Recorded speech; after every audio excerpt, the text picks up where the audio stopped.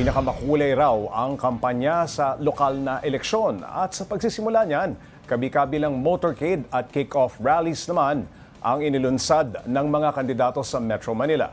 Para bigyan ng mukha ang balita, may live report mula sa Caloocan City si Mobile Journal Amy Atienza. Amy. Jay, tuloy-tuloy nga ang pangangampanya ng mga mayoral aspirants para sa unang araw ng kampanya sa local 2025 midterm election.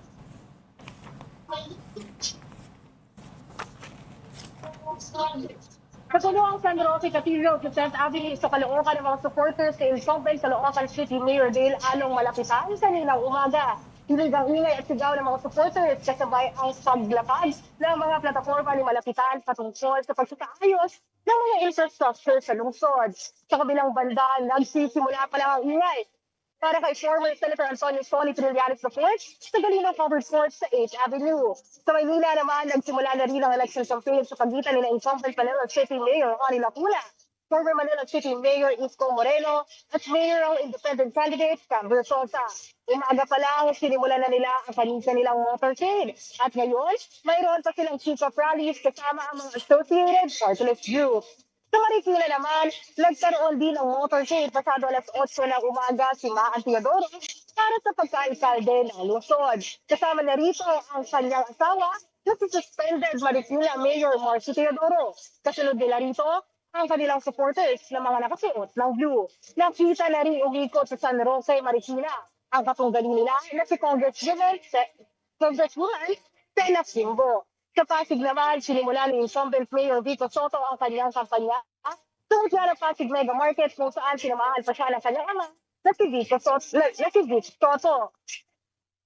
Pops Gay, sa ngayon, sa gitna ng pangangampanya, marihil pa rin ipinapaalala ng COMELEC na patuloy ang pagsasagawa nila sa offline backlash. Alinsunod dyan sa COMELEC Resolution 11086 na kinakailangang alisin ng mga kakandidato ang mga ipinagbabawal na campaign materials gaya ng mga nakalagay sa mga publicly owned announcers boards, motor vehicles at public transport vehicles. Saturday.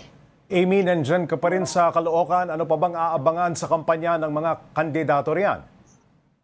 Pops Jay, dito sa likuran ko, ito yung kick-off rally na inorganize ni former Senator Antonio Trillanes IV. At aabangan pa rito yung mga statements niya, tinaabangan nga din daw. Kasi baka mamaya ay may pahayag din si former Senator Trillanes patungkol sa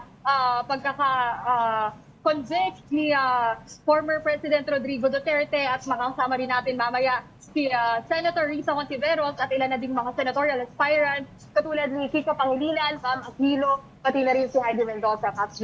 Si dating Senador Trillanes ngayon lang lalaban sa pagka-alkalde riyan sa Caloocan. Kumpiyansa ba siyang sapat ang makukuha niyang suporta mula sa mga taga-Caloocan?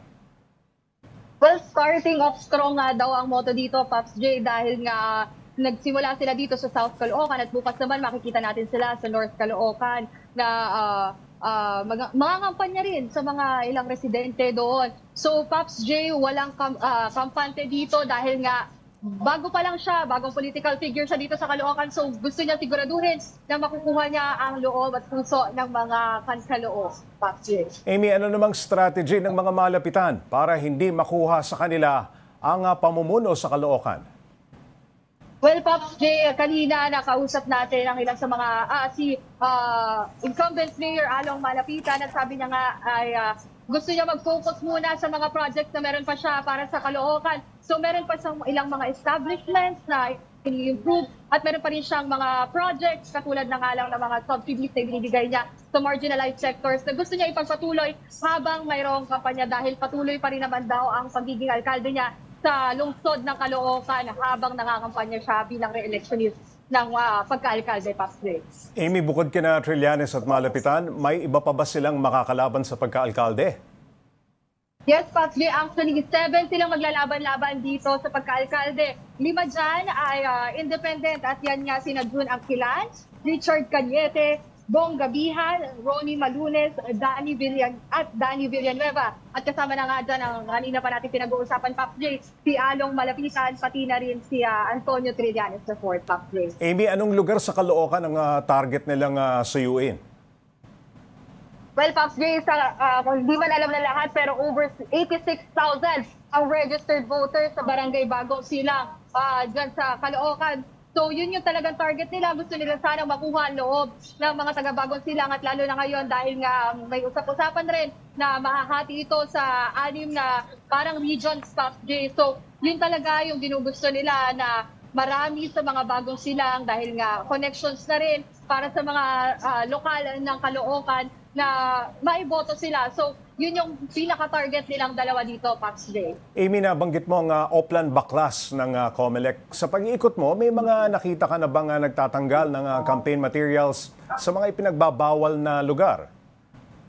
Well, so far, Pops J, na nag-ikot ako dito simula umaga sa Caloocan, wala pa naman. Pati na rin sa may area ng Malabon, sa may Tugatog, Pops J, wala pa naman nagtatanggal. Pero makikita din natin sa ilang mga ulat na sa Quezon City, pati na rin sa probinsya ng Rizal, meron ng mga natanggal na posters o kaya naman ay mga placards na rin para sa mga kandidato. At yun na nga rin paalala ng ating COMELEC Chairperson George Garcia, na siguraduhin daw ng mga voters na maging responsable at alamin yung mga ganitong information dahil nga critical na malaman nila kung sumusunod ba yung mga kandidato sa mga ganitong patakaran ng COMELEC, Pops J.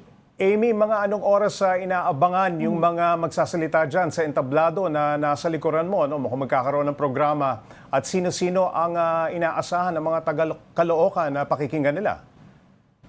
Well, so far, Pops J, ito nga medyo nagsisimula pa lang silang mapuno dito.